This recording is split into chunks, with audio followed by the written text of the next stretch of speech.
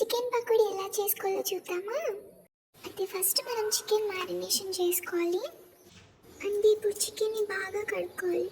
కడుక్కున్న తర్వాత కొంచెం ఉప్పు, పసుపు, కారం రుచికి సరిపోయినంత వేసుకొని, అలాగే అల్లం వెల్లుల్లి పేస్ట్ కొంచెం వేసుకొని కలుపుతూ ఉండాలి.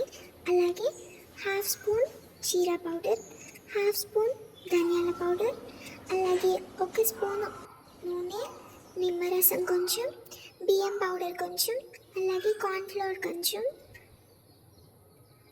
వేసేసుకొని ముక్కకి బాగా పట్టేంతగా బాగా కలిపేసుకోవాలి. ఎందుకు స్పెసిఫిక్గా రుచికి తగినంత మీకు కావాల్సినంత అంటున్నానంటే, ఇక్కడ నేను కొంచెం మెజర్మెంట్తో చికెన్ తీసుకొని ఉండొచ్చు, మీరు ఇంకా ఎక్కువ తీసుకొని ఉండొచ్చు, ఇంకా తక్కువ తీసుకొని ఉండొచ్చు, తెలియదు కనుక మీకు సరిపడేంత మీ అవగాహన తెలుస్తుంది కనుక కలిపేటప్పుడు అది చూసుకొని సరిపోతుందా లేదా సరిపోకపోతే ఇంకొంచెం వేసుకొని అలా మొత్తం ముక్కకైతే బాగా పట్టేటట్టు చూసుకోండి. ఎందుకంటే ఇది ఫ్రై కదా, గ్రేవీ ఉండదు కనుక ఇందులోనే అంతా పట్టేస్తే మనకి ఫ్రై చేసేటప్పుడు పకోడీ ఈజీగా అయిపోతుంది, టేస్ట్ వస్తుంది. అలా అరగంట సేపు కలిపేసుకొని పక్కన పెట్టేసుకోవాలి. పక్కన ఫ్రిడ్జ్ మీ ఇష్టం.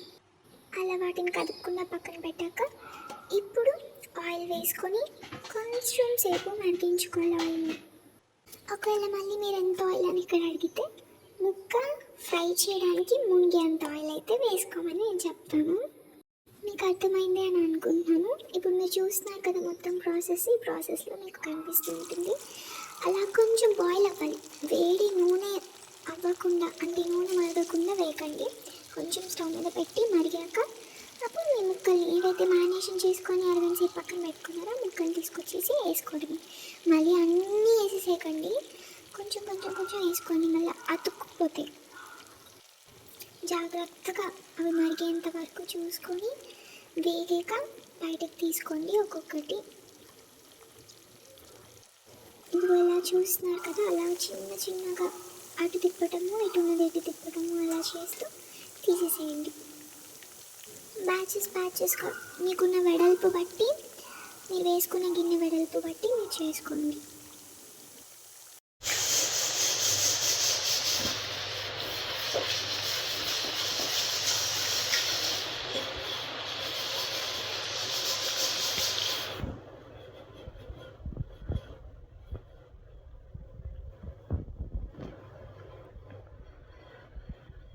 సో ఇలా మరగడానికి టైం అవుతుంది.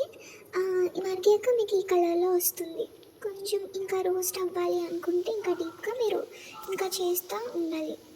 అది కొంచెం అబ్జర్వ్ చేసుకొని ఇంకాసేపు వెయిట్ చేసుకొని మీరు బయటికి తీసేసుకోవచ్చు. మంచి వెదర్లోనూ లేదా ఒక ఈవినింగ్ స్నాక్లాను, లేదంటే ఒక సాంబారు, పప్పుచారు, చారన్నము, ఇంకా ఏదైనా ఈ కాంబినేషన్స్తో తింటే చాలా బాగుంటుంది. ఇంకేమైనా కాంబినేషన్స్ మీకు తెలిస్తే చెప్పండి. లేదా విడిగా ఉత్తుగా కూర్చొనైనా స్నాక్గా హ్యాపీగా తినేయచ్చు, బాగుంటుంది. కాబట్టి మొత్తానికి ఇలా మరిగిన తర్వాత బయటకు తీసేసుకుంటుంది. చూసారు కదా, ఈ కలర్ వచ్చాక అలా కనిపిస్తుంది. కొన్నిసార్లు ఏమవుతుందంటే బయటకి కొంచెం కలర్ఫుల్గా ఉంటుంది, కలర్ వచ్చినట్టు, కానీ అది లోపల కొంచెం ఉడకదు ముక్క. అది కూడా మీరు చూసుకొని తీసుకోండి, ఎందుకంటే ఉడకకపోతే మనం తినలేం సరిగ్గా.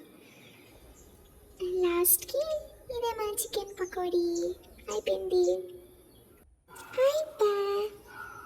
ఇక్కడ వరకు వీక్షించినందుకు కృతజ్ఞతలు ప్రియమైన జల్లారా.